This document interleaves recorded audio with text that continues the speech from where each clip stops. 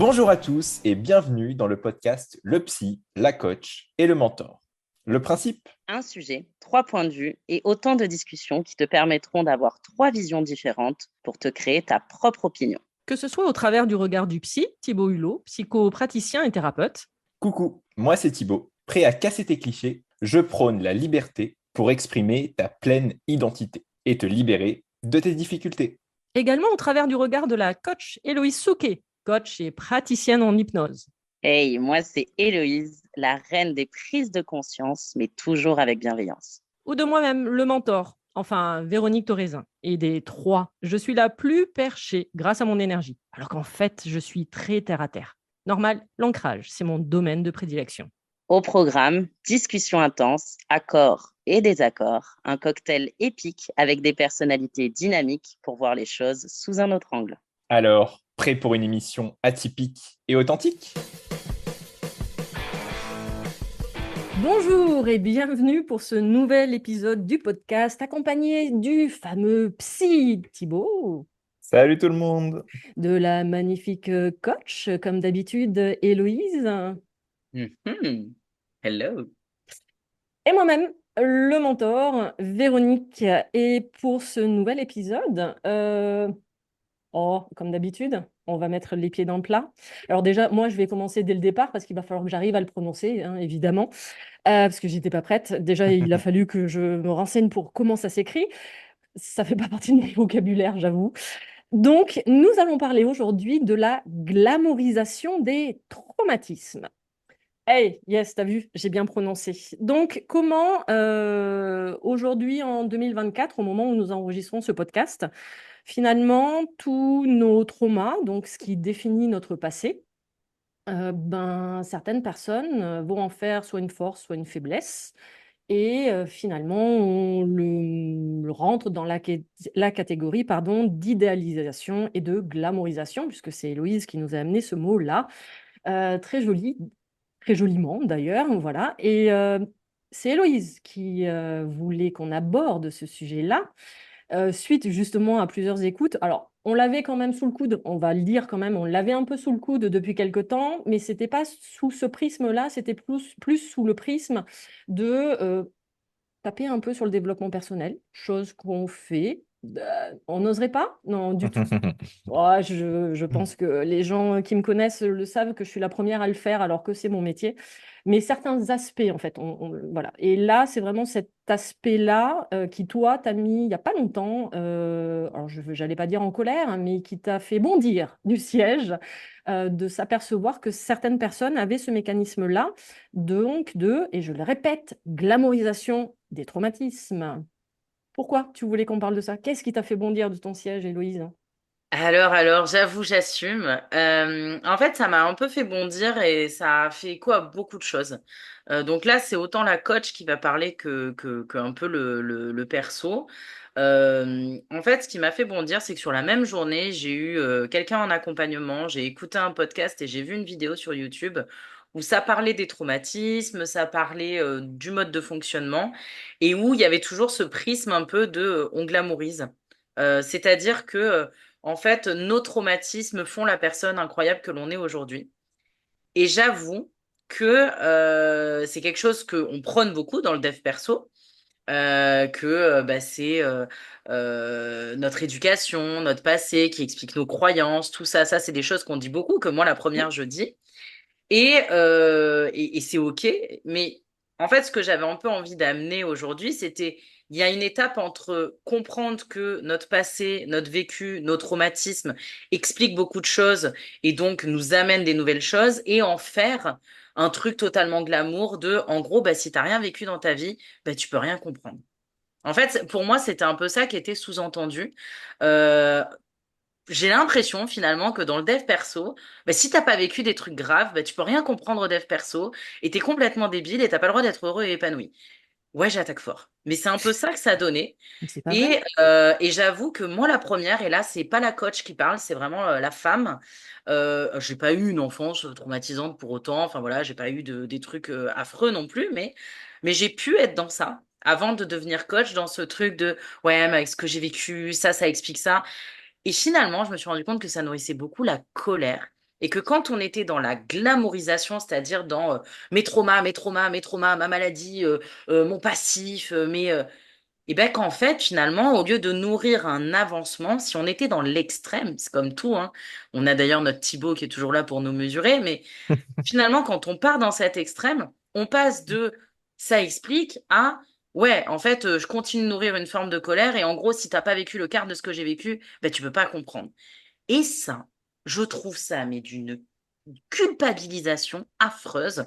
Et d'ailleurs, c'est un des problèmes majeurs pour moi dans le dev perso, c'est que beaucoup de thérapeutes, que ce soit des mentors, que ce soit des coachs, que ce soit des psys, peuvent être ultra culpabilisants.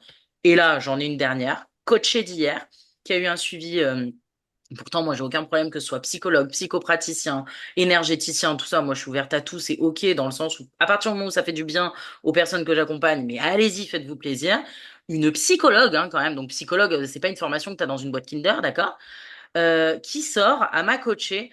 Oui, bon, à un moment donné, là, bougez-vous le cul et ça va aller. Deuxième séance. Bougez-vous le cul. D'accord. Pourtant, j'ai tendance à être quelqu'un de remuant et c'est des choses que en coaching, je peux dire de façon un peu détournée. Elle Mais voulait là, tu peut-être te dis, lui la dire fille, elle est. de faire du sport. Non, mais ouais, voilà. Et en gros, elle disait, ah, c'est bon, là, vous faites des nœuds au cerveau, bougez-vous le cul et ça va aller. Ça va aller, ça va aller. On va poser le contexte quand même de la demoiselle là. Et c'est là où ça me dérange, en fait, ce truc de parfois la glamourisation des traumatismes où ça devient hyper culpabilisant. Et je trouve que dans le dev perso, il y a un peu ces dérives parfois de je te culpabilise pour mieux t'avoir sous ma coupe et pour que du coup tu crées une dépendance à moi-même, le thérapeute. Hmm. On peut Voilà, je vous laisse avec renvoyer ça. à Cadeau. l'épisode du podcast sur la dépendance. Hop. Et la Exactement. relation thérapeute-patient. Je sais plus ce qu'on a mis, mais Exactement. ce sujet-là.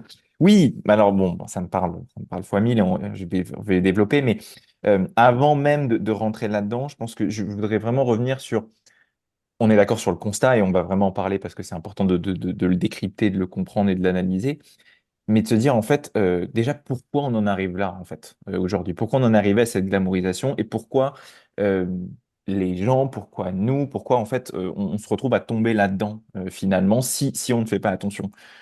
Parce que la réalité, c'est qu'en fait, il y a des errances thérapeutiques de gens qui sont en souffrance, qui n'ont pas de solution. Alors parce que c'est tabou, parce qu'ils tombent pas sur les bonnes personnes, parce qu'ils ne pensent pas que une direction qui est proposée peut leur apporter des solutions. Mais en tout cas, il y a une errance qui amène à un moment donné les gens à se retrouver face à eux-mêmes, à devoir trouver des solutions. Et on en revient à quelque chose qui revient à un moment donné régulièrement dans notre podcast, c'est de se dire, bah, en fait, quand on se retrouve tout seul et qu'on n'a pas d'autre solution, ben on trouve les meilleures solutions pour avancer et on a besoin de voir plus le côté positif que le côté négatif parce que sinon on se retrouve à sombrer. Donc déjà de pouvoir poser ça, je pense que c'est important parce que c'est même pour les personnes qui vont se dire, OK, qui vont peut-être se rendre compte par rapport à ce qu'on amène, de se dire, OK, je peux tomber là-dedans, OK, je suis peut-être tombé là-dedans, OK, je suis peut-être même vraiment dans le présent là-dedans. C'est déjà de se dire, bah, en fait, si on en arrive à là, si on passe à un moment donné par là, se dire, en fait, ce qui ne te tue pas te rend plus fort. Ou de se dire, bah, en fait, OK, c'était dur, mais ça m'a donné ma force de caractère, ça m'a donné X ou Y. À un moment donné, c'est nécessaire Bien pour sûr. avancer et pour vivre. Par contre, et c'est ce qu'on a déjà amené aussi dans plusieurs épisodes, c'est de se dire, bah, en fait, à la longue, bah oui, exactement ce que tu as amené, en fait, Héloïse. On saute des étapes, on reconnaît plus, en fait, la souffrance passée, on laisse pas de la place à ça, on reste dans une colère qu'on entretient, et en fait, bah, le bien-être, l'équilibre, l'harmonie, elle n'arrive pas, et on reste emprisonné là-dedans. Mais c'est déjà de se dire, voilà, OK, il y a cette errance, et il y a ce besoin d'amener du positif, qui va être amené, bon, déjà par soi-même, avec les ressources qu'on peut trouver, bon, par la société dans laquelle on vit, dans laquelle on grandit, l'influence très américaine aussi, je me construis seul, le self-made man, la positivité à outrance, tout ça, et après de se dire, bah oui, aussi, bien sûr, bah, des professionnels, des gens du domaine dans le développement personnel, qui abusent en fait de tout ça, qui construisent aussi sur un vécu une légitimité, c'est-à-dire que vraiment le vécu va bâtir la légitimité. Le vécu, oui, construit une certaine légitimité, bien sûr, mais il n'y a pas que ça, et c'est important de le noter, et de se dire, OK, bah, voilà, on va pouvoir remettre ça en question, et bah, en fait, des traumatismes, des violences, quelles qu'elles soient, bah, c'est pas glamour. C'est pas glamour, c'est pas fun, c'est pas cool, c'est pas un sujet comme un autre on en parle avec un sourire. Et en fait, bah, c'est OK, il y a des sujets dans la vie, bah, qui sont des sujets qui sont difficiles, bah, c'est normal aussi de pouvoir les traiter comme tels. C'est pas agréable, mais c'est normal. Déjà aussi de pouvoir se dire ça. Mais tout ça pour dire que voilà, il y a cette question de la solution à un moment donné. Parce que je pense que ce qui va être aussi amené, c'est de se dire, OK, bah, on glamorifie pas les traumatismes, mais qu'est-ce qu'on en fait? Parce qu'en fait, ça fait mal.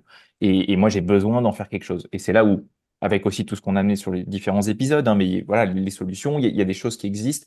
Et ce n'est pas la seule solution. On n'est pas en train de se dire, mettez-vous le nez en face des choses et ressentez tout ce qui se passe et restez là-dedans pendant des années.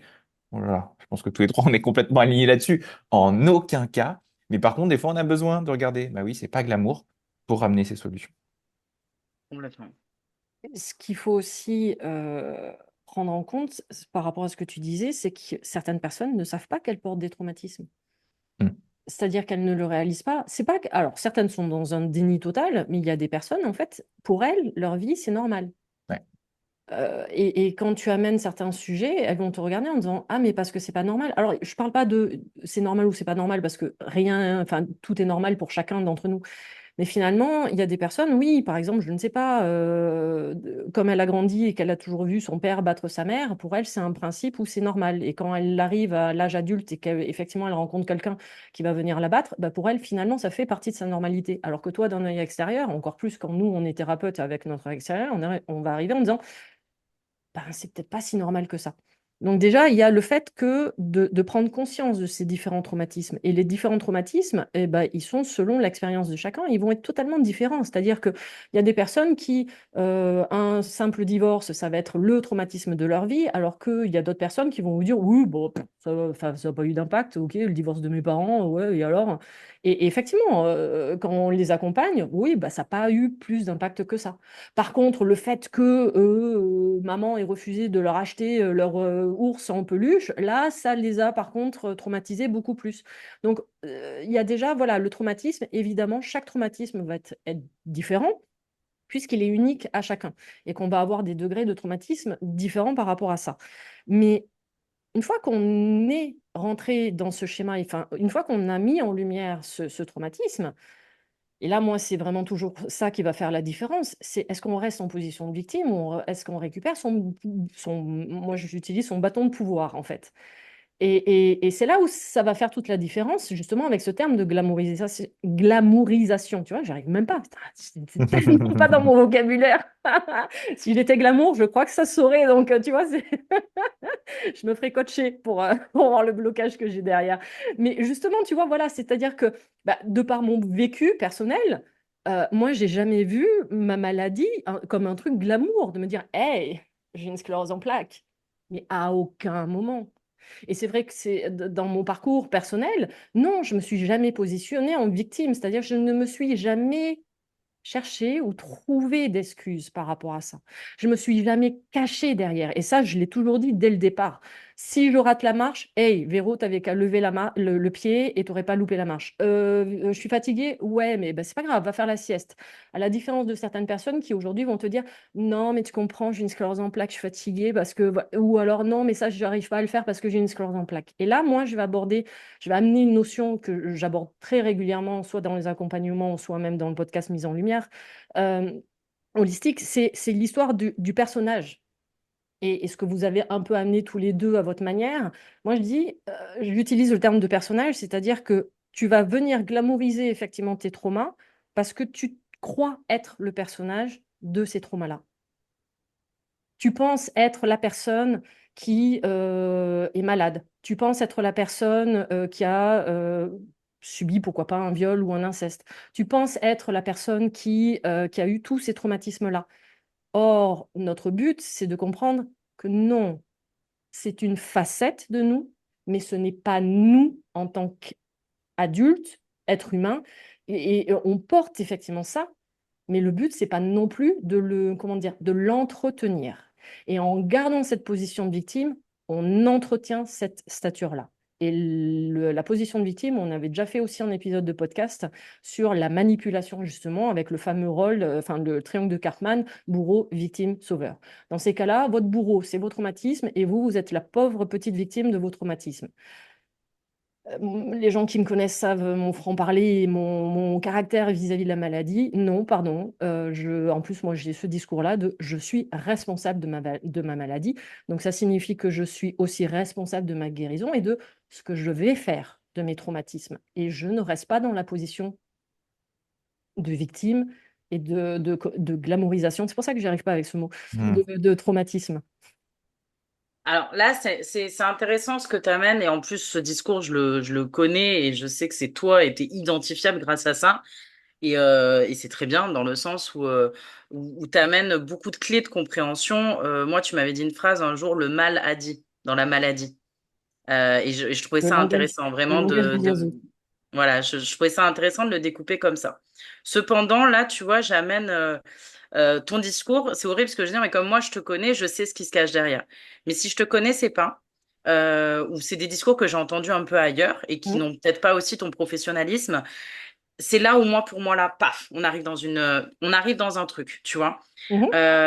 C'est-à-dire qu'il y a des coachs, c'est pas énergéticien forcément, tu vois, Oui, tu as des oui, tout à fait. énergéticiens, tu as des coachs, tu as des psys, c'est un ensemble.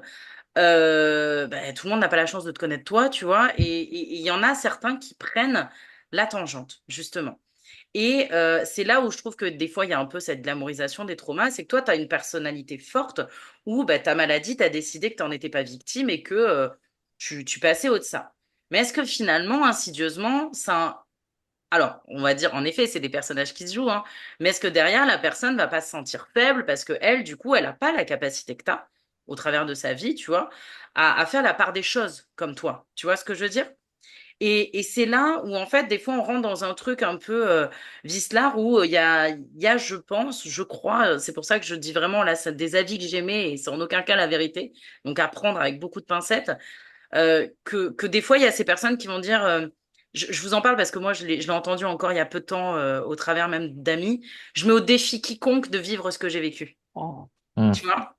Et c'est là où pour moi la glamourisation, elle arrive. Tu vois, ce truc de, Mhm. en fait, c'est moi un peu violent ou toi tu le dis avec de la bienveillance, mais certains vont te dire, oui, bah, de toute façon, si t'es comme ça, il y en a beaucoup, hein, des coachs qui te le disent au lieu de te dire, tes traumatismes expliquent, euh, mais ça ne te définit pas, tu vois, on Mhm. amène ça, il y en a qui vont dire, ah non, là, si t'en es comme ça, si t'en es là dans ta vie aujourd'hui, c'est tu es responsable. Ok. Alors c'est là où moi j'amène une nuance quand même, chose rare dans mon vocabulaire. C'est attends, attends, attends. Tu es responsable au vu du contexte, au vu de tout ce qu'il y avait autour. Et comme je dis souvent aux gens, vos peurs, vos blocages et vos croyances ne sont que des réponses au traumatisme. Donc tu es peut-être certes responsable des conséquences, mais je suis désolée, c'est là où je parle de la glamourisation des traumas. Là, j'ai une coachée que j'accompagne actuellement, elle a perdu sa fille. Je vais pas aller lui dire, tu es responsable du fait que ta fille soit morte. Tu vois ce que je veux dire? Mhm. Hmm. Je peux pas lui dire ça. Ah, C'est de la merde. C'est ça de va la être merde. Sa fille est difficile. morte. C'est horrible. C'est horrible. Pff, vraiment, point. Et là, je vous parle avec le cœur. Et du coup, c'est ça qui a fait que l'accompagnement avance bien parce que quand elle m'en a parlé, justement, elle avait un détachement. Et j'ai dit non, c'est horrible. C'est horrible. Donc, on l'accepte tel que. Et c'est là où, tu vois, elle, ce qui était intéressant, c'est qu'elle le glamourisait pas. Au contraire, elle l'éteignait. Et je lui ai dit, bien sûr que ça ne définit pas la personne que tu es, ça explique beaucoup de choses. Par Mhm. contre, ensemble, on va essayer d'aller au-delà. Et ce qui me dérange, c'est que parfois, certains thérapeutes, en gros, vont t'expliquer, non, non, mais ta fille est morte, ben, tu l'as choisi. Enfin, en gros, c'est de ta faute, quoi. Les événements, la vie, le machin. Non, ta fille est morte, point. C'est horrible. C'est juste horrible. Tu vois ce que je veux dire? Il y a même pas à aller chercher plus loin, à aller. Et c'est Oui. là où, à un moment donné, même là, je vais un peu taper sur les coachs, hein, chose que je suis. Il y a beaucoup ce truc tout autour des croyances, des machins. Je suis la première à dire les croyances, faut les travailler, faut aller au-delà et tout. Mais à un moment donné, il y a des choses que l'on croit, on n'est pas prête encore à les entendre et c'est OK. Et c'est vraiment cette notion d'étape et chaque chose en son temps. Et quand je parle de glamourisation des traumas, c'est que arrêtons de tout le temps dire dans le dev perso qu'en gros, c'est la faute des gens. Voilà, si tu as ça dans ta vie, c'est ta faute tout le temps. C'est OK. C'est important que les gens réalisent qu'ils sont responsables. Mais à un moment donné aussi, quand on inflige ça, finalement, on inflige une nouvelle croyance aussi. Tu vois ce que je veux dire? À tout le temps dire à tout le monde, tu es responsable, tu es responsable, tu es responsable. Oui, on est responsable de beaucoup de choses. Mais après, il y a quand même des choses où Hmm. ça se fait. Oui. Mais je Quoi. pense qu'on est dans, avec ce que tu amènes, toi, Véro, Je sais pas si en je suis fait, très claire, hein. de la façon dont tu l'as amené, d'ailleurs, c'est donc par rapport à toi et la maladie. Et effectivement, je pense que là, on a une fenêtre qui peut être pertinente sur la partie responsabilité pour les personnes qui sont prêtes à aller chercher Exactement, suffisamment loin là-dessus, exactement. ce qui va pas être le cas de tout le monde, et ce qui d'ailleurs, du coup, dans la partie donc, traumatisme vécu, souffrance vécue, va s'adapter. Si on a une maladie ou si Tout à on est fait. victime d'une agression, par exemple, ben, la lecture va être différente. Mais Heureusement. effectivement, voilà, mais du coup, effectivement, on a cette partie de discours qui peut être tenue à un moment de se dire, en fait, si il se passe ce qui se passe dans ta vie, oui, tu es responsable et tu as la capacité de changer. Et moi, ce que tu amènes, Héloïse, me parle beaucoup, de dire déjà, ben, on peut enfin, parler de responsabilité à quelqu'un qui vit quelque chose de grave, de lourd, qui ramène beaucoup de souffrance. En fait, le sujet de la responsabilité, euh, pour moi, c'est déjà, à la base, déjà, c'est le hors-sujet. Déjà, de prendre la place de, voilà, en fait, c'est horrible. Déjà. Parce qu'en fait, on ne laisse pas. Dans la société dans laquelle on est, les gens ne laissent pas déjà suffisamment vivre ça. Bah ouais, c'est horrible. Après, on peut regarder la responsabilité, effectivement, de Bien sûr. on en fait, de ce que ça engendre, de ne pas s'associer à cette identité. Ça, effectivement, c'est important. Et c'est pour ça que j'ai commencé à parler de la question de l'errance thérapeutique. Parce qu'en fait, pourquoi on se retrouve à s'identifier à des flots d'émotions qui débordent, de ce qu'on va venir rattacher à de l'hypersensibilité, par exemple, alors qu'en fait, bah, des fois, tout simplement, il y a juste un traumatisme en fait, qui est toujours Oui. pas résolu et qui fait écho, malheureusement, toutes les 10 minutes dans la vie de la personne et qui la déclenche au quotidien. Mais parce qu'en fait, on n'a pas de solutions qui sont amenées au bon moment, au juste moment. Et à un moment donné, il y a vraiment dans cette errance, cette solitude, ce besoin de comprendre, besoin de mettre des mots, de mettre du sens. Et c'est ça aussi derrière, moi, qui me gêne beaucoup dans cette glamorisation là, des traumatismes, c'est qu'on a du coup espèce de bulle inconsciente de personnes qui partagent des points communs, des traumatismes communs, qui vont venir en fait s'emboîter tous les uns les autres, qui vont renforcer ce sentiment d'appartenance en fait, Mm. alors qui vont permettre aux gens de se dire ouf, ok, enfin, j'ai des gens qui parlent le même langage que moi. J'ai même pas besoin d'expliquer tel ou tel truc. En fait, on se regarde, on se sait. On utilise tel mot, on a l'habitude. Paf, bah ouais, on a vécu la même chose. Donc, j'ai pas besoin de réexpliquer X ou Y. Ça fait du bien. Et en même temps, ben, on renferme son monde dans la diversité du monde qu'il pourrait avoir. On Complètement. renferme ce monde. Mm. Et c'est là où cette glamorisation, elle fait en même temps du bien et en même temps, elle enferme et elle segmente et elle renforce tout ça. Et c'est là où c'est dangereux. Mais encore une fois, c'est vraiment de se dire, on a cette glamorisation parce que il y a cette errance, parce qu'il y a vraiment cette perspective à un moment donné de se dire, il n'y a pas de solution. Alors, je pense que voilà, vraiment aussi, c'est important de vraiment vous ramener ça, mais il y a des solutions, il y a des choses qui existent. C'est pas parce que vous avez essayé des choses que ça n'a pas fonctionné, qu'il n'y a pas autre chose qui peut être pertinent pour vous. Et il y a besoin de ramener du sens, oui, mais à un moment donné, bah, quand on vit des traumatismes, ben, excusez-moi, mais c'est violent, c'est violent. Il n'y a pas besoin d'expliquer par A plus B pourquoi on a vécu ça, c'est grave. Voilà. Et à un moment donné, ça doit aussi pouvoir suffire plutôt que de partir dans toutes les directions et de chercher un sens. Il y a rien dans ce monde qui justifie que vous deviez souffrir plus que quelqu'un d'autre. Rien. Mais Rien. complètement, et je me permets de rebondir 2 secondes sur ce que tu viens de dire. Je suis totalement d'accord sur le fait que je crois que les gens, en fait, n'acceptent pas de ne Mm. pas avoir de réponse. Oui. En fait, c'est horrible ce que je vais dire, mais les gens, ils ne l'acceptent pas. Moi, souvent en coaching, c'est là, quand des fois, ils me racontent des choses, je fais, oui, bah écoute, on va essayer des choses, on verra. Mais t'as pas une solution? Non, je peux pas avoir la solution à tout. Puis, alors, dans le coaching, c'est une aventure à deux, donc on trouve des solutions adaptées à ta propre personne. Et je crois que la problématique principale dans ça, et c'est pour ça qu'il y a la glamorisation, c'est que les gens n'acceptent pas de ne pas savoir. Il faut des réponses à tout. Or, or, la planète, elle existe depuis des millénaires, d'accord? Nous, on est ça au niveau de la planète. Il y a encore même pas qu'une centaine d'années, on pensait que la Terre était plate. Donc, on est bien d'accord sur le fait que nos connaissances sont infimes par rapport à notre champ des possibles. Et les gens n'acceptent pas le fait de ne pas savoir. Donc, plutôt que de ne pas savoir, eh ben, ils vont aller chercher des croyances, soit au travers du coaching à l'extrême, les trucs positifs à tout va et tout. Oui, c'est très bien les expressions positives, mais ça va pas à tout le monde. Ou alors, ça va être à tout prix les anges, les oiseaux, l'énergétique. Oui, c'est très bien, mais encore une fois, ça ne correspond pas à tout le monde. Ou alors, ça va être, enfin, Et ça, je trouve que le problème, il est là. Les gens n'acceptent pas de ne pas savoir et de dire, bah là, franchement, j'ai pas de réponse. Et les coachs, justement, les psys, les thérapeutes, beaucoup, n'acceptent pas de dire, là, écoute, je sais pas. Alors, on va découvrir Mm. ensemble. T'as déjà entendu un coach ou un psy ou un thérapeute dire, là, je sais pas? Et non, ils veulent à tout Mm. prix la réponse. Alors, nous, oui, Mm. oui. Mais franchement, je pense qu'on n'est pas nombreux. Non, non. Sincèrement. Ah oui, oui, oui. Enfin, je sais pas si vous êtes d'accord, parce qu'en Oui, plus, oui. on a quand même une position de force. Parce qu'on est référent. Tu sais, on parle dans l'enfance et tout. On est un cadre. On garantit un cadre. Donc, on est référent. Donc, faut pas oublier que les gens qu'on accompagne pour beaucoup, ben, ils boivent nos paroles. Mhm. Mm. Tu vois ou pas ce que je veux dire? Mais Et, pardon, j'ai vas-y, vas-y, rigolé tout à vas-y. l'heure parce que combien de fois moi, on me le fait, tu sais, ou quand je fais par exemple sur Instagram les questions-réponses et quand on me pose une question sur une blessure, par exemple une blessure de l'enfant intérieur, et on me dit, et comment on la répare? Ben, par une baguette magique en fait. C'est-à-dire, tu t'attends à quoi ce que je te dise comme réponse? Qu'est-ce que tu veux que je réponde à comment? Bah, c'est de l'avoir déjà, de l'accepter, c'est effectivement de passer par tout un cheminement, mais ça se fait pas en claquant des doigts. Moi, c'est le vocabulaire que j'ai depuis 10 ans. Je dis, pardon, hein, mais le manuel pour les nuls du développement personnel, il n'existe pas. J'adorerais le créer, sincèrement. Mais il n'existe pas. On essaye de le créer vis-à-vis de, par exemple, via ce podcast, d'accord, ou via tout ce qu'on transmet, pardon. Mais en attendant, le manuel pour les nuls, il n'existe pas parce que c'est tout simple, il est individuel. La réponse pour une même blessure, chacun, on va avoir un protocole totalement différent, alors que c'est la même blessure. Ça peut être même limite dans certains cas la même origine. Mais en attendant, tout le côté vraiment de mise en place de l'accompagnement sera totalement différent.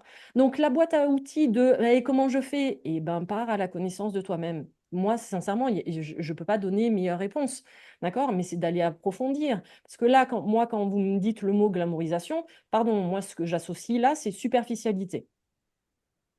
Mhm. Moi, c'est vraiment ce côté-là de, OK, bah, comme je disais tout à l'heure, je suis victime de mes traumas. Oui, bah, en fait, je le nourris, en fait. C'est je suis victime, donc je viens à nourrir, comme tu disais tout à l'heure. Ah oui, mais tu comprends, j'ai vécu ça. Bah, en plus, toi, tu peux pas comprendre parce que moi, je l'ai vécu, mais pas toi. Donc, en fait, c'est tu viens vraiment nourrir ce côté traumatique, d'accord? Le rendre glamour, OK? Mais en même temps, si tu dis à la personne, oui, et sinon, mais du coup, tu as enclenché ça, mais il faudrait peut-être que tu fasses ça, ça et ça, ou que tu amènes des pistes de réflexion, la personne, ah bah non, non, non. Donc, elle veut toujours rester aussi dans ce côté victime en position. Et du coup, pour moi, sincèrement, c'est rester dans la superficialité. C'est ne pas aller chercher, et c'est ce qu'on voit beaucoup dans le développement personnel. Moi, la première aujourd'hui, c'est pour ça que je tape sur pas mal de pratiques, en me disant, mais en fait, ça sert à rien ce que vous amenez. Enfin, ça sert à rien ça va, ça peut, comment dire, accompagner la personne à l'instant T, ça peut la soulager, comme disait Thibaut tout à l'heure, effectivement. Mais si vous voulez vraiment rentrer dans l'acceptation, et oui, à un moment donné, moi, à chaque fois que je dis ça, mais il va falloir aller soulever quand même la poussière sous le tapis, quoi. Il va falloir aller sortir les démons que vous avez enfermés à double tour dans un coffre-fort à l'intérieur de vous. Tant que vous le faites pas, tant que vous ne le faites pas cet approfondissement, oui, pardon, vous restez dans la superficialité. Et c'est bien pour ça qu'aujourd'hui, il y a plein de pratiques qui ne fonctionnent plus. La méditation, ah, comment ça s'appelle? Ouais, c'est la méditation aussi, mais de vivre dans la pleine conscience. Les affirmations positives. Les gens aujourd'hui disent, ah, mais ça fonctionne pas. Bah non, ça fonctionne pas, évidemment, parce que tu vas pas forcément le comprendre dans le bon sens. Tu te l'appropries, mais du coup, pas forcément, enfin, tu te l'appropries comme ça t'arrange, c'est-à-dire ne pas aller non plus trop en profondeur. Donc évidemment que ça marche pas. Moi, je prends un exemple, un terme que je ne comprenais Mm. absolument pas il y a 4 ans, ouais, 4 5 ans, quand j'ai entendu parler pour les premières fois de burn-out spirituel. Je comprenais pas en fait ce que voulait dire ce mot-là. Oh, je Mm. fais un burn-out spirituel. Alors ensuite est arrivé le rejet du développement personnel. Et évidemment que moi, je comprenais pas. Ça faisait 15 ans que j'étais dedans. Je dis, mais burn-out spirituel, mais comment on peut faire un burn-out spirituel? Et bien en fait, ouais, je suis allée approfondir parce que c'est ma nature et j'aime bien justement comprendre les choses. Donc, je suis allée approfondir. Mais je me suis aperçue, j'ai dit, mais oui, mais en fait, vous restez dans la superficialité. Moi, c'est pour ça que oui, j'ai ce discours de je suis responsable de ma maladie, Mais j'ai 15 ans de recul, je sais pourquoi, j'ai toute une démarche de connaissance, d'approfondissement de moi-même, qui fait qu'aujourd'hui, je suis capable de dire que je suis responsable de ma maladie, c'est-à-dire que j'ai ma part de responsabilité dans ma maladie. Moi, c'est ce que j'amène et ce que je prône, effectivement. Mais je vais l'expliquer, je vais développer. Et moi, c'est toujours ça qui est très drôle quand les gens viennent vers moi ou quand, tu vois, quand ils écoutent le podcast. Il y en a que j'ai, comment dire, des personnes où, quand j'ai dit la première fois, elle fait non, mais tu es responsable de ta maladie. Évidemment, il y en a un, il m'a dit, ah, quand j'ai entendu ça la première fois, je t'aurais tapé. Mais je l'entends et je le Oui, comprends oui, oui. évidemment, parce que là, je suis venue le confronter. C'est-à-dire que là, il s'est dit, mais qu'est-ce qu'elle raconte, la nana, la pauvre, il faut qu'elle se fasse interner. Et mais évidemment que je l'entends et que je le comprends. Ouais, mais laisse-moi t'expliquer en fait. Quand je te dis tu es responsable de ta maladie, je vais t'expliquer pourquoi tu es responsable et en quoi tu dois prendre ta part de responsabilité pour justement sortir de cette position de victime et dans certains cas de superficialité pour aller approfondir et partir à la connaissance de toi-même. Donc c'est vraiment ça qui va faire, pour moi, sincèrement, tu parlais tout à l'heure d'appartenance, c'est ça qui me dérange aujourd'hui. Tu vois, dans ces traumas, c'est ah, yes, on est pareil. Ah bah oui, oui. Tu vois, c'est limite. Et Et, moi, j'avoue, hein, par rapport à ma maladie, et en plus, vous le savez, parce qu'on a fait tous les trois une même formation, où à un moment donné, on devait parler et se différencier. Et moi, j'ai souvenir d'avoir dit, ah non, mais je vais pas me faire chier à parler maladie sur mes réseaux sociaux, d'accord? Parce que j'ai pas envie d'attirer toutes les personnes ayant une sclérose en plaques. Ça a été mon discours il y a 3 ans. hmm. Parce que justement, je me suis jamais identifiée à cette sclérose en plaques. La maladie, ok, oui, je me suis jamais cachée. Enfin, je veux dire, j'ai toujours parlé de ma maladie, mais j'avais pas non plus envie de créer une communauté. Hey, cool, on est potes, Oui. on est malade. Non. Qui existe beaucoup, beaucoup sur les réseaux, avec vraiment des personnes tu vois, enfin, sur un pan très large, hein, du Mhm, féminin, du très féminin au très masculin, sur tous les univers de la maladie, pas de la maladie, du mhm, couple, du célibat, ces espèces d'aimants, et vous avez en fait aux commandes des personnes qui ont eux-mêmes d'après l'historique en tout cas, qui partagent vécu, traversé tout ça. Et en fait, enfin, le discours est un peu toujours le même, hein. Voilà ce que j'ai vécu, voilà mes solutions, et c'est grâce à ça que ma vie est parfaite et que ma vie est géniale maintenant. Et puis l'étape d'après, c'est, puis voilà, vous avez en lien la formation qui coûte 3 bras pour acheter. Et là, on rentre dans ça renforce vraiment ce processus d'idéalisation. Et au milieu de tout ça, en plus, je voudrais quand même souligner, on idéalise, on glamourise ces traumatismes, et on glamourise surtout aussi ce qui nous arrange hein, là-dedans. mhm, C'est-à-dire qu'on va retenir juste la partie qui est intéressante, et puis, enfin, qui est intéressante, c'est pas le bon mot, la partie qui est pertinente en tout cas, et qui nous donne l'illusion de se renforcer, de se construire, et de se dire, bah, en fait, OK, il y a toute cette partie-là, bah, oui, elle reste sous le tapis, et alors qu'en fait, bah, bien souvent, c'est aussi ce qui pose le plus problème, malgré que ça soit peut-être un élément qui puisse sembler moins traumatisant, moins impactant. Et moi, je le vois beaucoup en consultation avec des gens notamment ceux qui arrivent bah, via Instagram, hein, via les réseaux, qui sont bien sûr un public qui est beaucoup plus sensibilisé et connecté à tout ça, parce que bah, ils ont quoi? Ils ont dans leur fil des choses qui sont associées à la psychologie. Bon, bah, c'est que de base, ils s'y intéressent quand même et ça les titille. Et qui sont en fait très souvent focalisés sur un sujet, un pan, euh, et qui en fait occultent des sujets beaucoup plus importants à l'extérieur qui sont en fait centraux. Et en fait, quand on remet le curseur et qu'on travaille sur ce qui est le plus pertinent pour la personne, alors ça se fait en cohérence et en communication, en échangeant et en bien validant avec la personne, mais bah, on se rend compte que bah, voilà, en avançant sur ces sujets-là, bah, on n'a plus besoin d'autant comprendre le pourquoi du comment du sujet A, qu'en fait le sujet B, il explique déjà beaucoup de choses, que le sujet B, quand il est traité, il amène de la sérénité, de l'apaisement, du calme, et qu'en fait, bah oui, on n'a peut-être pas besoin de tout comprendre, et qu'on revient à ce sentiment de base apaisement, sécurité, sérénité. Et c'est possible. Et encore une fois, ça existe. C'est possible. Oui, quand vous arrivez en consultation aux accompagnements, on n'arrive pas avec problème, solution, voilà le chemin exact qu'on va suivre. On s'adapte, on est dans l'écoute, on est ouvert à ce qui arrive aussi. Bien sûr, on explore un chemin ensemble. C'est pas une science. Enfin, on fait pas des maths, hein, donc c'est l'être humain. Voilà, c'est complexe, ça parle, il se passe des choses, ça évolue, c'est programmé, ça se déprogramme et ça bouge. Mais c'est possible. Mais il y a vraiment aussi cette chose de dire, voilà, oui, on glamourise et puis on glamourise surtout aussi ce qui va nous intéresser, ce qui va nous renforcer. Et puis, on va se construire aussi là-dessus. C'est vraiment là où ça emprisonne, en fait. On se retrouve à, plus je passe d'années aussi à valider, à me construire là-dessus, bah, je fréquente aussi les gens comme ça et ça Exactement. devient la bulle. Voilà, ça C'est devient la bulle. exactement ça. Je suis mais tellement d'accord avec ça. C'est ça. En fait, le truc, c'est qu'à un moment donné, on revient aux croyances, on cherche à valider nos croyances. Donc, bah, t'es de gauche, tu lis un journal de gauche et donc du coup, tu vas commencer à traîner là-dedans. T'es végane, tu vas voir. Enfin, tu vois ce que je veux dire? Et c'est Mm. OK, peu importe. Ça, je remets pas en cause ça. C'est très bien en fait. Oui, mais voilà, il faut la Exactement. En fait, et du contrariété. coup, j'adore ce que tu amènes parce que je reviens à ce que je disais, les gens en fait ne supportent pas de ne pas avoir d'explication. Mm. Il faut tout expliquer. Moi, je suis désolée, il y a plein de choses que je sais pas et c'est OK. Et ce truc d'appartenance, on a beau de temps en temps, même la personne la plus introvertie du monde, elle a besoin d'appartenir à quelque chose. D'ailleurs, les teams introvertis, par exemple, tu vois, tu as des trucs qui naissent sur Instagram Hum, et oui, oui, oui, et oui. ce besoin d'appartenance fait qu'on vient glamouriser des choses. Encore une fois, je viens pas dire qu'il faut pas remercier parfois ce passé qui explique beaucoup de choses. Encore une fois, on vient nuancer nos propos. Hum, On vous dit pas que vos traumatismes, c'est pas nécessaire de les mettre en avant. Bien au contraire, les traumatismes expliquent. Enfin, c'est ok.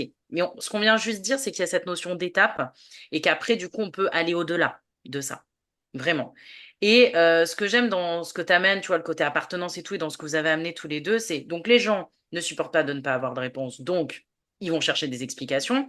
Et puis c'est surtout, et ça, moi, ça m'a toujours fait marrer, quand t'expliques les gens, quand les gens t'expliquent, alors je vais taper un peu dans tous les domaines, mais par exemple, tu vois, dans l'énergétique, les vies antérieures. T'as déjà entendu quelqu'un qui disait, oh bah dans une vie antérieure, t'étais un paysan, un bouseux. Ah non, ils ont hum. tous été des guerriers, ils ont tous été, ou alors un dictateur, ils ont. T'as jamais entendu? Oh non, non, bah t'étais nourrice et tout allait bien et t'as eu une vie simple. Ou même Non, juste une vie de merde, genre vraiment juste, c'était alors, non, galère, mais quoi. juste une anecdote, parce que je pratique l'hypnose quantique, donc effectivement, on va fouiller de temps en temps sur les vies antérieures. Il y a une personne, une séance, alors ça n'a pas duré toute la séance, mais pendant un quart d'heure, elle était juste une pierre d'un pont. Voilà, je laisse Voilà. l'information.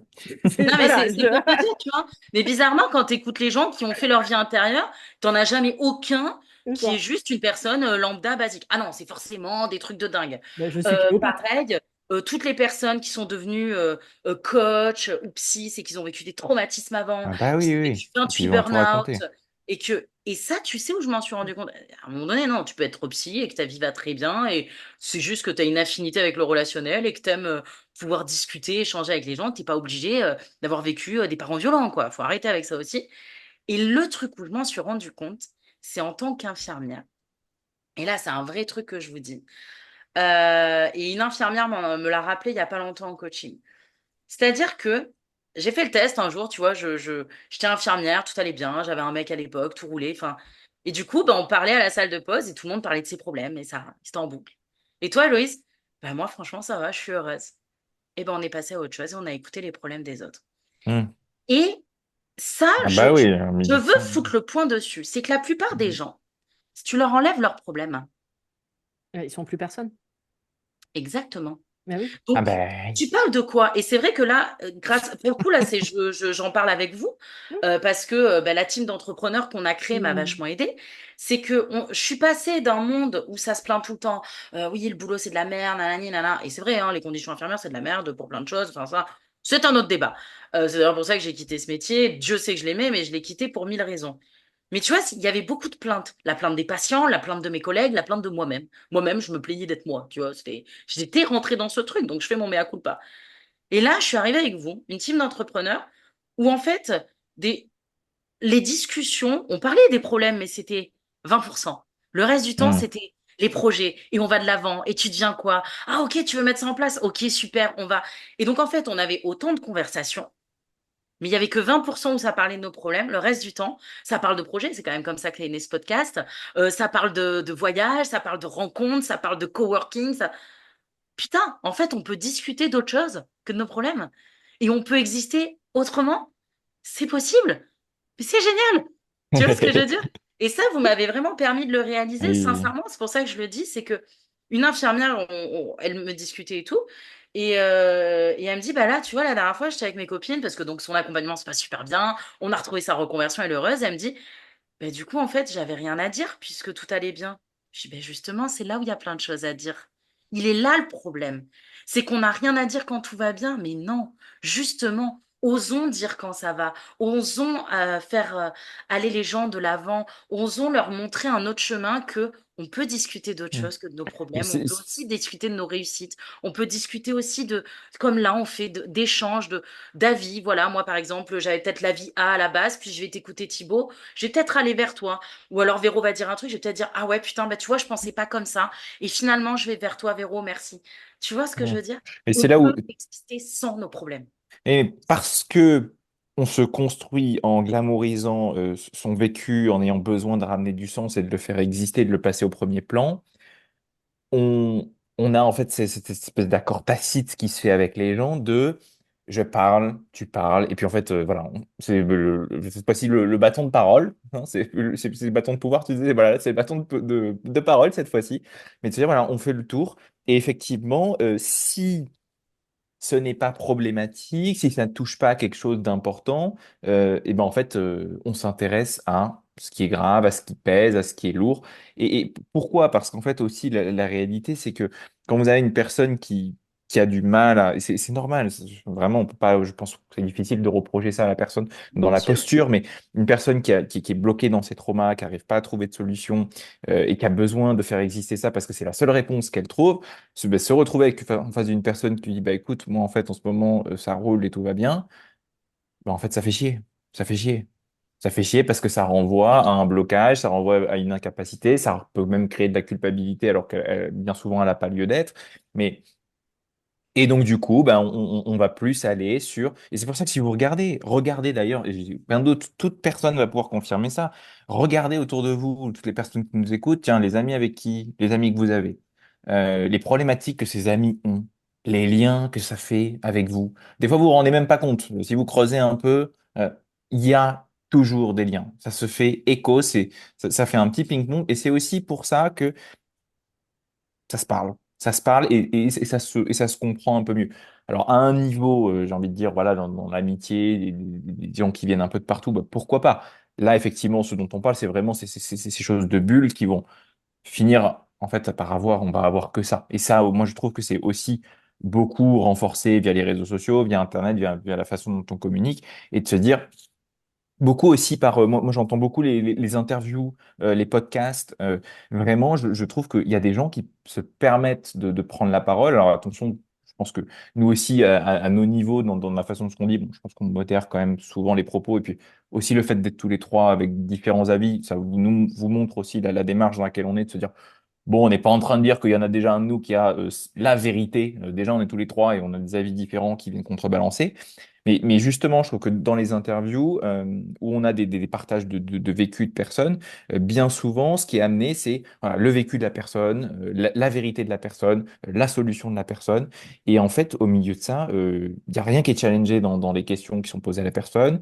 Il n'y a pas d'aspect humble, en fait, dans ce qui est amené aussi, bien souvent, je trouve, en fait, ça c'est ma vérité, voilà, moi ça m'a aidé moi, mais je dis pas que ça va aider tout le monde. Certaines personnes l'ouvrent, mais vraiment, enfin, moi je suis, j'ai les cheveux vraiment régulièrement qui sont hérissés quand j'entends certaines interviews, et ils sont souvent déjà en l'air, hein, donc pour dire, mais voilà, sur YouTube, mais même aussi dans les personnalités publiques, et même aussi beaucoup dans les influenceurs, les YouTubeurs et compagnie qui, je trouve, se permettent de partager des vécus, de partager leurs clés, euh, avec, je pense, une question de légitimité. C'est-à-dire qu'en fait, on se pose la question, bah, je regardais, voilà, tiens, allez, je vais balancer un nom. Là, par exemple, j'ai vu, alors j'ai même pas vraiment écouté tout l'épisode, donc je ne saurais même pas dire la qualité ou pas, à mon sens, de l'épisode, mais Major Mouvement s'est retrouvé à faire une vidéo sur le cerveau, si je dis pas de bêtises, il y a pas très longtemps. Et dans les commentaires, il y avait un reproche comme quoi il n'y avait pas de médecin neurologue ou psychiatre dans l'histoire. Et j'ai trouvé la remarque intéressante, c'est de se dire, en fait, oui, il y a des professionnels de la santé qui parlent, mais il n'y a pas une personne à ce niveau-là. Et je trouve que c'est au moins intéressant de le mentionner quand on parle de sujets comme ça, au moins d'ouvrir cette fenêtre en disclaimer au départ ou de pouvoir préciser. Bon, nous, c'est aussi l'idée du podcast avec ces trois avis. Mais je trouve qu'il y a vraiment aussi cette prise de parole parce que justement, j'ai besoin de glorifier mes traumas, de les glamouriser. Je prends l'espace parce que je me construis comme ça, mais je prends tout cet espace. Et je me mets à parler à tout bout de champ, en fait, de ma vie. Et on va dire, mais attendez, que vous soyez médecin, professionnel de santé, cardiologue ou plombier, en fait, il y a votre vie, il y a votre aspect professionnel, il y a, oui, ce que vous avez vécu, les éléments que vous pouvez partager, mais je redis, ça ne construit pas en sens unique une légitimité. Et ça vraiment, je trouve que enfin, c'est quelque chose sur lequel il faut vraiment aussi faire attention. C'est pas sans arrêt de remettre en question la personne qui est en train de parler, mais c'est de se dire, OK, il y a la vérité de la personne, il y a son prisme de lecture, et il faut mettre un filtre par rapport à moi-même parce que vraiment, il y a, je trouve, beaucoup de contenu presque en fait dangereux en fait, qui circule à tout bout de champ parce que ça impose des prismes qui donnent une vérité de la personne. Je ne dis pas que pour la personne, c'est pas juste, elle n'a pas besoin de croire ça, de penser ça. Moi, je le vois bien en cabinet, pour deux personnes qui ont vécu des choses qui se ressemblent, on ne va pas du tout prendre les mêmes directions, on n'a pas besoin d'avoir du tout le même niveau de détail, le niveau de clarté sur les choses et le même niveau de compréhension, d'explication pour ramener de l'apaisement, en fait. Et c'est là où, tout à l'heure, on vous disait, bah aussi, voilà, on n'a pas notre solution. Bah oui, parce qu'en fait, on a besoin de s'adapter aux personnes. Et il y a vraiment voilà, cette libération de l'interview un peu à tout va, ma vérité, ce que je pense, et Ouais, puis mais amen, quoi. c'est un peu ce que le monde demande aujourd'hui, si tu regardes bien. C'est-à-dire, si tu fais pas de storytelling, Oui. tu marches pas, ou on parle pas de toi, ou voilà. Et tu le vois même à la télévision. Non, non, ma mère regarde les émissions, les jeux télévisés, et quand il y a les gens qui commencent à parler de leur vie, ma mère, la première, fait, mais je m'en fous de sa vie. Mm. Et moi, là, je dis à maman, ouais, toi. Parce que Oui, toi, oui, mais si les gens parlent, c'est parce qu'il y a d'autres personnes qui ont besoin de l'entendre. Et c'est ça qui est intéressant. Donc, c'est vrai que du coup, en racontant, en faisant ton storytelling, en racontant ta vie, ben, en fait, il y a des personnes qui vont venir s'identifier. Après, là où on est d'accord, c'est à toi aussi de faire la part des choses. C'est qu'est-ce que tu prends, qu'est-ce que tu récupères, qu'est-ce qui te correspond.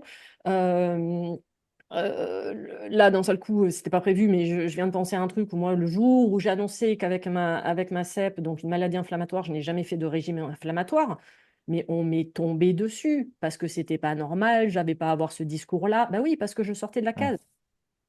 J'ai oui, même des coachs spécialisés en sclérose en plaques qui sont venus m'incendier quand même. Et comme j'ai dit à un moment donné, je leur ai répondu, mais pardon, j'ai pas donné des conseils, j'ai parlé de ma vie. C'est pas, j'ai pas dit ne faites jamais de régime, j'ai dit je n'ai jamais fait de régime. Donc il y a oui, cette histoire oui, de storytelling. Et ce qui est intéressant justement avec ça, c'est que on revient toujours sur la même notion de les gens ont besoin de s'identifier. Ah, il est comme moi. Donc avec encore cette notion d'appartenance. Mais je reviens sur ça, d'appartenir finalement à un clan, à un groupe. Hey, tiens, on est la même team, je suis la team HPI, la team introvertie, la team CEP, tiens, pourquoi pas. Du coup, tu viens glamouriser, ok, mais tu viens en fait finalement que entretenir tes blessures. Et dans cette position de victime, tu viens tout le temps de te plaindre. Et en même temps, ça entraîne le côté écoute. Il n'y a pas longtemps, j'ai fait un épisode sur la guérison est un choix. Et j'ai pris cet exemple parce que je le prends depuis longtemps de la personne, tu sais, qui est malade, où on vient de lui découvrir, prenons un exemple, on vient de lui découvrir un cancer. Pile à ce moment-là, son mari allait la quitter, d'accord, mais finalement, on vient de lui découvrir le cancer, donc hop, bah, le mari reste. Et du coup, il y a le docteur qui vient régulièrement, elle a les séances de chimio, l'infirmière, l'hôpital, il y a tout un processus qui s'enclenche, d'accord, où du coup, il y a beaucoup de personnes autour d'elle qui prennent le temps de l'écouter, de s'occuper d'elle. Donc, d'un seul coup, elle devient aussi le centre d'intérêt. Et pour X raisons, enfin non, pardon, pas pour X raisons, elle vient guérir évidemment parce qu'elle a fait le nécessaire, d'accord? Et là, elle réalise que finalement, bah, au cas où le mari se bat, que le fils qui avait pris l'habitude de venir manger régulièrement bah, va plus qu'appeler une fois de temps en temps. Elle ne voit plus le médecin, il n'y a plus besoin, ou à part juste une fois par an. Les infirmières n'ont plus besoin de venir. Il n'y a que la voisine qui va continuer à venir, d'accord? Parce que finalement, bah, du coup, elles papotent ensemble, donc ça va faire toutes les deux, d'accord? Et ça fait que là, la personne, d'un seul coup, va réaliser, mais plus personne ne prend le temps de m'écouter. Donc, je n'entretiens plus mon traumatisme. Mais finalement, ça sert à quoi de guérir? Oui, oui. Je préfère rester malade. Donc, on reste dans cette position de victime. On préfère rester dans cette position de j'entretiens mes blessures parce que quelqu'un va venir m'écouter. Et là, il y a un mot que tu as utilisé et je n'y avais pas percuté. Et c'est pour ça que j'ai percuté d'un seul coup quand tu l'as utilisé. C'est que finalement, en passant son temps à se plaindre, son temps ou beaucoup de temps à se plaindre ou à rester dans cette position de victimisation, il nous semble, en tant qu'être humain, d'exister. On prend la place, on prend le temps de nous écouter. Quelqu'un enfin prend le temps de nous écouter. Parce qu'aujourd'hui, moi, par exemple, une phrase que coucou, ça va. Ou alors, tu sais, le ça va. Tu sais, c'est un Mm. truc, c'est une formule basique. On a tous, depuis tout petit, hein, tiens, notre papa et notre maman, ils nous ont appris à dire merci, bonjour. Et du coup, ça va. Dites-moi les fois où, quand tu as quelqu'un en face, et tu dis ça va, et que la personne dit alors non, tu sais, hier j'ai été malade, en plus j'ai pas passé. Et là, intérieurement, tu te dis oh putain, mais j'aurais jamais dû poser la question, mais j'en ai rien à foutre que t'ailles bien ou que t'ailles pas bien, en fait, finalement. Oui, parce que c'est un ça va de complaisance ou de, je sais pas, d'éducation, d'accord? Alors que finalement, la personne n'a aucune envie de t'écouter. Or là, d'appartenir à un groupe, à une team finalement, d'accord, même si c'est un traumatisme, ouais, j'ai enfin des personnes qui m'écoutent, qui prennent ce temps de m'écouter, et du coup, j'ai la sensation d'exister. Donc, enfin, on va aller sur sur ce principe que finalement, glamouriser ou idéaliser ces traumatismes, c'est le personnage qui nous permet d'exister. Or, je répète, c'est un personnage, et ce personnage, finalement, il n'existe pas, à part j'ai presque envie de dire dans vos croyances, dans vos idées, dans votre vécu, d'accord, mais pas dans qui vous êtes aujourd'hui. Il appartient à ce personnage, il est dans vos traumatismes, pas dans l'existence que vous avez aujourd'hui en tant qu'adulte. Il existe dans vos traumatismes, mais pas dans la personne que vous êtes aujourd'hui. Et je vais juste finir parce que tu m'as fait penser tout à l'heure, c'est une citation, enfin pas un proverbe que j'adore depuis longtemps. C'est tout problème a une solution. S'il n'y a pas de solution, c'est qu'il n'y a pas de problème. C'était pour Mhm. rebondir sur ce que tu as dit tout à l'heure, Héloïse. Non, non, mais c'est intéressant. Alors après, là, on n'est peut-être pas d'accord sur tout dans le discours et ça me permet, tu vois, de dire justement aux gens, ce qui est intéressant, je trouve, moi, dans ce podcast, c'est que même si on n'est pas d'accord sur tout, justement, on vous invite à avoir un esprit critique. Mm. Et c'est ça, moi, en fait, Mm, que je veux amener vraiment dans ce podcast, c'est euh, on a parlé de la glamourisation et pour nous, finalement, la glamourisation, c'est quoi? C'est surmettre en avant ses traumas et que ça devienne l'explication à tout et que ça devienne même un argument de vente et tout ça. À un moment donné, c'est normal d'avoir besoin d'en parler. C'est normal de passer par mon cette Dieu, étape tous. où on glamourise un peu dans le sens où en fait on a besoin de passer par cette phase de colère, on a besoin. Ouais. C'est normal. En fait, tout ça, c'est normal. On n'a pas dit que c'était pas normal, c'est OK et vous avez besoin de passer par ces étapes. Là où on met le warning, c'est vraiment à un moment donné, bah, une fois que l'étape est passée, ne faites pas en sorte de la préserver, allez Mm. au-delà et c'est OK. Par contre, là où j'insiste, c'est garder votre esprit critique. La problématique pour moi dans tout ce qu'on vient d'amener, c'est que on a un tel besoin d'appartenance, on a un tel besoin de se reconnaître dans quelque chose. La médecine n'a pas marché, donc on part dans l'énergétique. L'énergétique ne marche pas, et ben on fait le fameux burn-out spirituel et on revient au stoïcisme complet et au scepticisme total. Tu vois ce que je veux dire? Enfin, tout est extrême. Maintenant, tu vois, limite c'est à la mode de taper contre le dev Oui, perso et de, tout à tu vois, fait. enfin, il y a Mm. ces effets de mode et puis ça va revenir et puis, enfin, tu vois, c'est là où, les gars. À un moment donné, gardez votre esprit critique. Même là, ce qu'on amène, osez le remettre en doute. Osez vous questionner sur ce qu'on vous amène. Osez garder une forme de neutralité. Ce que Véro dit n'est pas parole d'évangile. Ce que je dis n'est pas parole d'évangile. Ce que Thibaut dit n'est pas parole d'évangile. Ce sont des propositions qu'on vous amène. Ce sont des axes de réflexion. Ce sont des pistes. Gardez votre, je vais être vulgaire, hein, désolé, mais gardez votre putain d'esprit critique. Parce qu'à un moment donné, quand on n'est pas bien, on a des besoins et c'est OK. Mais c'est bien aussi de savoir le re-questionner. C'est hyper important parce que moi, ce que je croyais il y a 2 ans, avant 3 ans, maintenant qu'on se connaît, ça n'a rien à voir avec ce que je sais maintenant et depuis que je vous connais.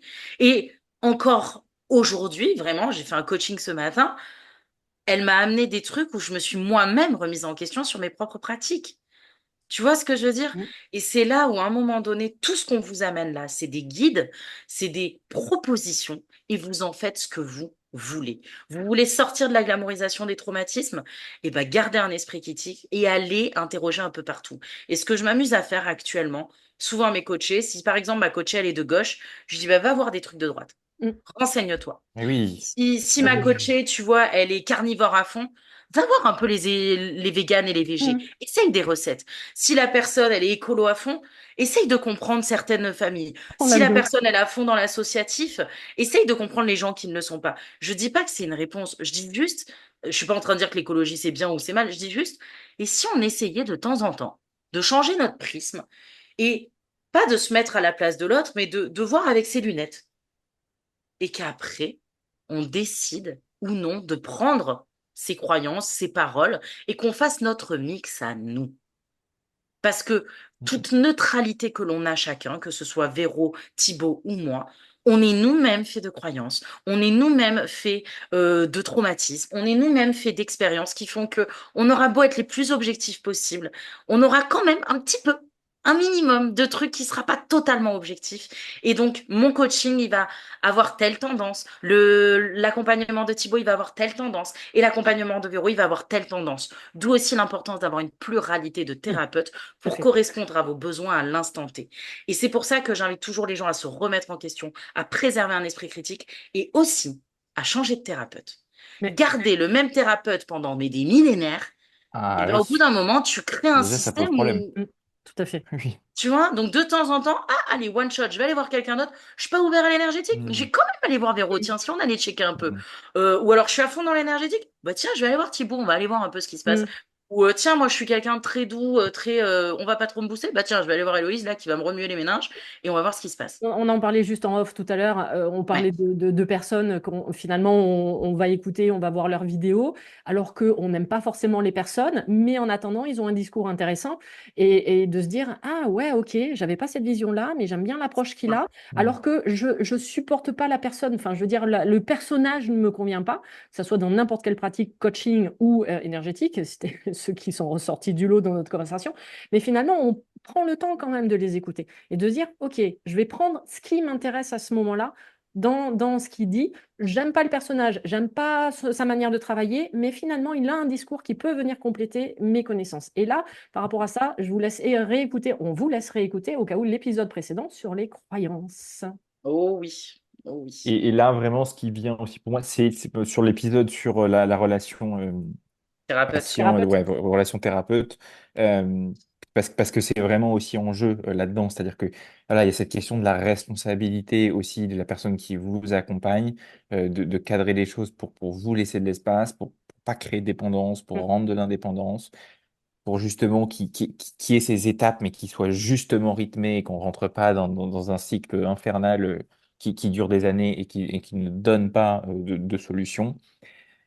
Et au-delà de tout ça, il y a on l'a quasiment dit, mais je voudrais vraiment mettre le mot dessus. Je trouve que sur cette partie de besoin de valorisation de ces traumatismes, sur cette partie d'errance, en fait, on en arrive aussi là parce que, à mon sens, on a beaucoup de professionnels qui exercent avec un profond manque d'empathie, simple, qui est pour, enfin, vraiment, mais mon Dieu, qui est déjà la chose la plus basique dans tout métier, en fait, hein, j'ai envie de dire. Oui. Mais c'est vraiment de se dire, au-delà d'abord de gestes techniques ou quoi que ce soit, d'approche, de façon de voir les choses, non, juste le lien d'humanité qu'on peut entretenir avec une personne, la considération qu'on peut montrer. Et ça, quand on parlait tout à l'heure de dire, j'ai besoin de m'identifier, j'ai besoin de comprendre, j'ai besoin de sentir que, OK, il y a un espace, je pense que l'empathie est déjà une réponse énorme face à tout ça. Je suis pas en train de vous dire qu'avec de l'empathie, on va guérir tout ce que vous avez vécu et qu'il s'agit juste de ça. Non, mais je suis en train de vous dire, déjà avec la sensation d'être vraiment entendu, d'être véritablement écouté, considéré pour ce que vous partagez, pour ce qui a été vécu, pour ce que ça a engendré pour vous, pour vous aider aussi des fois, à vous aider à prendre conscience tout simplement de ce qui se passe. On en parlait tout à l'heure au départ, de dire, mais des fois, on n'a même pas conscience en fait d'avoir vécu des traumatismes. Déjà d'avoir cette considération, c'est énorme. Et il y a là, à ce moment-là, une identification, un sentiment d'appartenance et de compréhension, mais qui se joue dans un espace bien particulier, c'est-à-dire avec en face. un professionnel, une professionnelle qui est bien censé cadrer les choses au mieux pour vous rendre après, dès que possible, tout de suite construire tout le travail sur votre indépendance et pouvoir après ramener en fait vous en premier lieu sur votre capacité d'empathie pour vous-même. Alors, généralement, au début d'accompagnement, on en est loin, mais pouvoir véritablement réussir à ramener ça pour avoir cette autonomie, cette compréhension. Et puis là, on n'a plus besoin de valoriser son trauma. On est capable de le regarder, de voir, oui, les côtés positifs, oui, les côtés négatifs. La réalité, ben ouais, on va peut-être plus en parler en rigolant. Enfin, en fait, on va peut-être plus rigoler sur certains sujets comme on avait l'habitude dans la famille, avec des amis, avec son compagnon, avec sa compagne. Mais par contre, on va être en paix véritablement avec ça et on n'aura plus besoin de se valoriser ça parce qu'on aura aussi découvert d'autres parties de soi-même à valoriser qui sont propres à votre ADN, votre identité propre, ce que vous êtes vraiment, effectivement, pas ce que vous avez vécu. Et là, on est juste, on est bon. Mais je pense que voilà, il y a vraiment cette question empathie, en fait, et c'est là où tout à l'heure, je sais plus, je crois que c'est toi, Héloïse, qui partageait ce qu'avait dit une psychologue. Oui. Ça, voilà. Bon, bah voilà, on voit, voilà, c'est des mots, c'est des phrases, c'est la façon de considérer la personne, de regarder, ne serait-ce que de regarder la personne, hein. Je pense que toi, tu l'as expérimenté en tant qu'infirmière, Héloïse, mais poser la main sur quelqu'un qui va pas bien, juste avoir un lien, déjà montrer à cette personne que, OK, on la considère, qu'on l'entend, qu'elle existe, et ramener une présence. Mais pour certaines personnes, c'est déjà énorme, ça. C'est Mais déjà c'est énorme. tout. C'est tout. Et je rebondis 2 secondes dessus. On va voler la phrase de Véro, mais elle est tellement juste, c'est vous êtes votre priorité. Ah oui. Dixit Véro, ça c'est la phrase de Véro, et ben elle est très très juste. Et par rapport à ce que tu viens d'amener sur ça, et après je laisserai parler Véro, c'est que j'ai eu des patients qui ont pleuré parce que moi, le début de ma carrière, j'étais en dermatologie, oncologie, donc dermato, il y avait aussi beaucoup de problèmes de peau, et t'imagines même pas les trucs que j'ai vus. Et ben malgré ça, tu vois, j'allais toucher les patients, Mm. tu sais, ou pendant la toilette, les masser. Ouais. C'est rien, c'est un massage qui, moi, me coûtait 3 minutes. C'est rien, 3 minutes. Mais Ouais, c'est les énorme. gens, j'ai eu des gens qui ont pleuré et moi-même, je peux en pleurer encore en Mm. parlant parce que j'en ai des petites personnes trop mignonnes qui me disaient, mais j'existe. Quand vous Ouais. êtes là, j'ai l'impression que j'existe. Et c'est un truc aussi que j'ai réalisé alors là, je parle pour moi dans ma posture de coach, mais je pense que vous, c'est pareil, le pouvoir de croire en l'autre.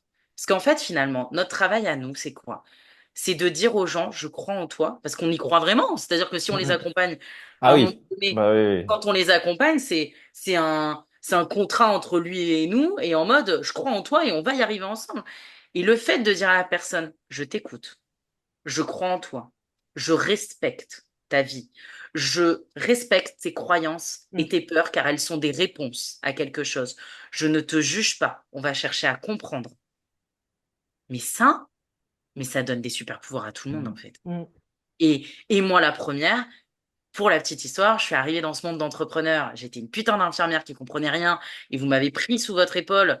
Vous étiez pour certains, déjà entrepreneurs depuis un moment.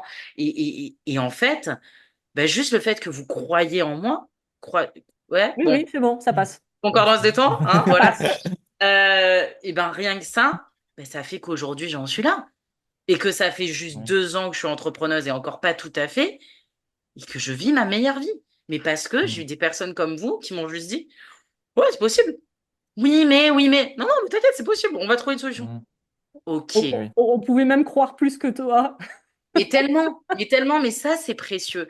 Et c'est ça, je trouve, qu'on amène dans nos accompagnements. Donc oui, on va respecter vos traumatismes, on va les entendre, ça va expliquer des choses, mais jamais, jamais, au grand jamais, on va les mettre en valeur à l'extrême parce que sinon, on va nourrir des choses négatives. Et donc, je vais reprendre la phrase de Véro et je laisserai terminer Véro. Vous êtes votre priorité, et je rajouterai la phrase d'Héloïse, gardez votre esprit critique, je vous en supplie. Vraiment. Alors en même Magnifique. temps, cet épisode était tellement passionnant et on était tellement porté par notre enthousiasme qu'on arrive quand même à la conclusion de cet épisode. Il est vrai. Il est vrai. Donc oui, on va laisser la parole à chacun d'entre nous pour clôturer cet épisode passionnant avec des échanges. Ouais, enfin toujours, je trouve, même si il nous semble sur le papier qu'on est contradictoire, mais en fait, je trouve qu'on est toujours à chaque fois complémentaires Mm. dans nos propos, justement avec nos propres histoires. Donc voilà. Je vais conclure ma part. Euh, Plusieurs choses. Il y a vivre l'expérience traumatisante. Il y a ensuite la voir, la comprendre, c'est-à-dire de sortir de ce déni, l'accepter. Et cette phase d'acceptation, sincèrement, c'est un énorme pas, ce qui peut être parfois le plus compliqué. Par contre, après, justement, une fois que c'est accepté, il est de votre ressort, et là je rebondis un peu sur l'épisode sur les croyances, il est de votre ressort de le déprogrammer. Parce que c'est ça qui va faire la différence aujourd'hui. C'est soit vous appartenez effectivement à votre traumatisme et vous entretenez ça et vous restez en position de victime, soit alors vous en êtes responsable parce que vous êtes en train de récupérer votre pouvoir intérieur. Moi, quand j'utilise ce terme de je suis responsable de ma maladie, c'est-à-dire que je garde mon pouvoir et c'est pas ma maladie qui est au pouvoir. C'est dans ce sens que je l'amène. Donc, récupérez votre pouvoir intérieur car tout simplement, vous n'êtes pas votre trauma. Il y a une variante. Vous êtes D'accord? votre priorité, vous n'êtes pas votre trauma. Vous, l'être humain que vous êtes, est votre priorité. Votre trauma n'est pas la priorité. Le déprogrammer est votre priorité. De faire en sorte qu'il n'ait plus d'impact dans votre vie est votre priorité. Comme ça fait qu'en sorte, vous, l'être humain que vous deviendrez vous en fait, sans vos blessures, sans vos excuses, sans votre position de victime, parce que justement, vous aurez récupéré ce fameux pouvoir intérieur, d'accord?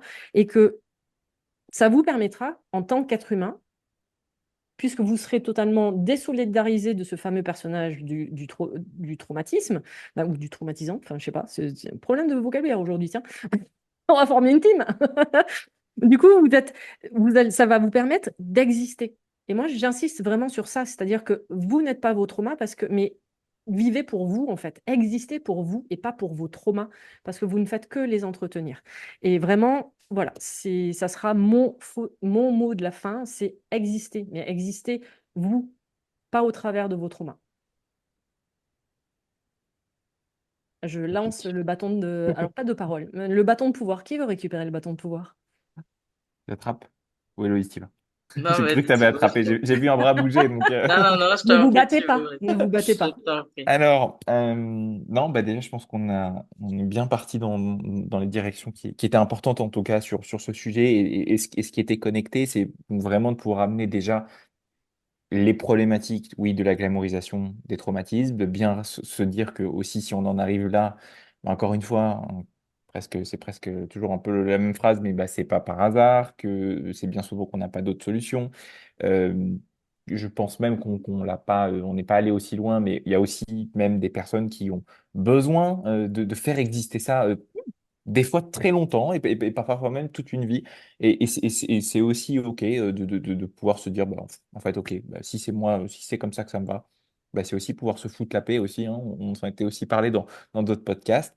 Et par contre, effectivement, si à un moment donné, vous sentez que bah, il y a la question effectivement de comment j'existe, de quelle est ma place, et de se dire, bah oui, ok, il y a ce que j'ai vécu, j'essaie de trouver des solutions, j'essaie de ramener de la compréhension, mais j'ai aussi envie de voir bah, ce que je suis sans ça et ma valeur au milieu de tout ça. Bah, c'est vraiment l'occasion de venir questionner ça, de pouvoir venir le remettre en cause pour découvrir, bah, oui, ce qu'il y a en vous véritablement à l'intérieur, de trouver des personnes qui vous correspondent, qui peuvent amener véritablement une empathie, une compréhension et pour vous véritablement l'identification de se dire, ok, ben voilà, là ça fait sens, là ça ramène de la compréhension, ramener de l'apaisement, et après de pouvoir intégrer, mais en fait ça c'est véritablement quelque chose qui coule de source et qui va venir naturellement si l'apaisement arrive, de se rendre compte qu'en fait vous n'avez pas besoin de tout comprendre, vous n'avez pas besoin de tout expliquer, qu'à partir du moment où on a pu bouger sur les éléments les plus pertinents pour vous, ramener le plus de compréhension, d'empathie et de solidité pour vous, bah, en fait, ça suffit. Et qu'en fait, bah, les traumatismes deviennent un vécu, oui, pas un vécu comme un autre, parce que forcément, c'est quelque chose qui a impacté des parties importantes de votre vie, mais ça devient un sujet qu'on parle bah, comme un autre, en fait, qu'on a besoin parfois de faire exister dans la famille, avec ses amis, pour aussi pouvoir partager bah, son histoire, mais au même titre que de faire vivre d'autres choses et qu'en fait, bah, il y a une valeur qui vient et qui est plus au milieu de tout ça, et que bah, on n'en arrive plus à sortir des phrases, voilà, ce que j'ai vécu m'a rendu plus fort. Non, non, ce que j'ai vécu, bah, ça fait mal. Par contre, ce que j'en ai fait et ce que j'ai réussi à avancer, et puis ma valeur, en fait, tout simplement, mais que j'ai depuis le début, en fait, bah, c'est ça qui vous rend le plus fort au milieu de tout ça. Donc, gardez bien ça en tête. Au-delà de la valorisation de ce que vous avez vécu, il y a une sous-estimation de ce que vous êtes, de ce qu'il y a à l'intérieur. Bien souvent, c'est parce que vous vous êtes pas permis ou on vous a pas permis dans l'environnement de découvrir aussi ses forces, ses qualités, ce qui font ce que vous êtes. Et ben, vous avez fait avec ce que vous aviez sous la main. Et il y a bah, ces traumatismes. Dans la société dans laquelle on vit, bah, vous jouez avec les cartes aussi que vous avez. Voilà. Carrément. Bah moi, du coup, je me suis quand même pas mal exprimée, hein. J'étais plutôt motivée pour C'était ce. bah, c'était ton sujet. Ah ouais, moi, je l'ai vécu à 100%. Hein. Si certains regardent la vidéo, ils vont voir. Hein. Je vis à travers l'écran. Moi, ce que je dirais, c'est ce que je dis beaucoup en coaching, votre passé ne vous définit pas. Il explique beaucoup de choses, mais il ne vous définit pas. Voilà. Et un peu reprendre tout ce que vous avez dit. Accepter aussi, chercher à avoir des réponses à tout le temps. C'est finalement nourrir Un mental. un, un Monsieur Cortex. mental, nourrir cortex, nourrir ce que vous l'appelez comme vous voulez. Mais parfois, on n'a pas la réponse et c'est OK. C'est normal aussi ces étapes de colère. C'est normal de passer de temps en temps par la glamourisation de ouais, mais ce que j'ai vécu, tu comprends, c'est normal. En fait, la seule chose que j'amène, c'est votre passé ne vous définit pas. Il explique des choses. Vous avez des étapes à passer. C'est OK, c'est normal, on les entend toutes. Par contre, à terme, ben, si vous cherchez de l'apaisement et si vous cherchez à aller au-delà, ben, c'est aussi faire en sorte que, ben, comme dans la vie, comme un océan, dans un océan, un coup il est calme, un coup il y a des vagues, un coup il y a des tempêtes. Ben, c'est comme ça en fait. C'est la vie et c'est un éternel recommencement et c'est OK. Il y a des moments pour en parler, il y a des moments pour lâcher, il y a des moments de colère, il y a ces étapes qui sont nécessaires. Et puis après, OK, ben, qu'est-ce qu'on fait? On essaye d'aller au-delà, à notre rythme. Respectez votre rythme, gardez votre esprit critique, je vous en supplie. Ne tombez pas dans les sirènes à tout prix de la réponse à l'extrême et osez titiller vos croyances, osez aller voir parfois un peu de l'autre côté pour chercher à comprendre différemment et après faire votre propre solution, votre propre réponse parce que vous êtes unique et que la meilleure solution, ce sera toujours la vôtre, pas celle du voisin, pas celle de Véro, pas la mienne, pas celle de Thibaut. Ce sera la vôtre que vous allez accorder avec différentes techniques. On est unique, vous êtes votre priorité. Prenez soin de vous, bien évidemment. Et surtout, gardez une petite alerte. Voilà, dans tout ce qu'on dit, il y a des choses vraies, il y a des choses peut-être fausses, et c'est OK. Et on l'accepte. Voilà. Parfait. C'est le mot de la fin. Elle jubile, elle est tellement contente d'avoir abordé ce thème. Elle l'avait sous le coude depuis un moment. Elle voulait tellement effectivement qu'on parle de ce sujet-là. Mais on l'a fait. Et puis, ouais, épisode, sincèrement, échange passionnant. Avec justement trois esprits critiques, avec trois histoires totalement différentes. Et puis finalement, comme d'habitude, où on se rejoint sur de nombreux points. Donc, on n'arrivera pas à se foutre sur la gueule, hein, finalement. Merci encore Merci d'avoir beaucoup. pris le temps de nous écouter pour ce nouvel épisode. N'oubliez pas, hein, il y en a 12 autres avant celui-là. Donc, Hmm. justement, on a fait pas mal de C'est bien, on commence références. à faire des références, ouais. Exactement, mais c'est ça qui est intéressant, de commencer à faire les liens. N'oubliez pas, on vous raconte une histoire, donc au fur et à mesure qu'on avance dans ces épisodes, donc n'hésitez vraiment pas à parfois revenir en arrière pour réécouter certains épisodes, parce que ça vous permettra peut-être de les écouter justement différemment avec la nouvelle approche qu'on vient de vous amener et de nouveaux points qu'on vient de vous amener. Donc n'hésitez jamais à réécouter certains épisodes parce que justement, vous n'êtes pas la même personne, vous n'avez pas les mêmes croyances ou les mêmes valeurs et qu'automatiquement celles-ci ont changé et que du coup, votre écoute sera totalement différente. Merci encore pour cet échange, Merci à Dame toi. Merci Héloïse, beaucoup. Sœur Thibaut, et du coup, bah, une prochaine fois avec un grand plaisir. Merci encore à Au vous. Merci. revoir tout Au revoir le tout le monde. monde. Ciao, ciao. Merci à vous.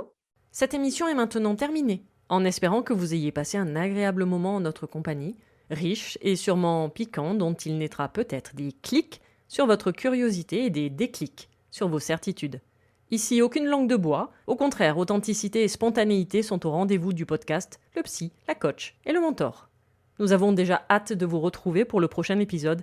N'hésitez pas à vous abonner sur votre plateforme d'écoute favorite pour nous suivre, à liker, à vous abonner sur notre chaîne YouTube, à partager cet épisode sur les réseaux sociaux et surtout à commenter afin que nous puissions échanger avec vous sur ce sujet.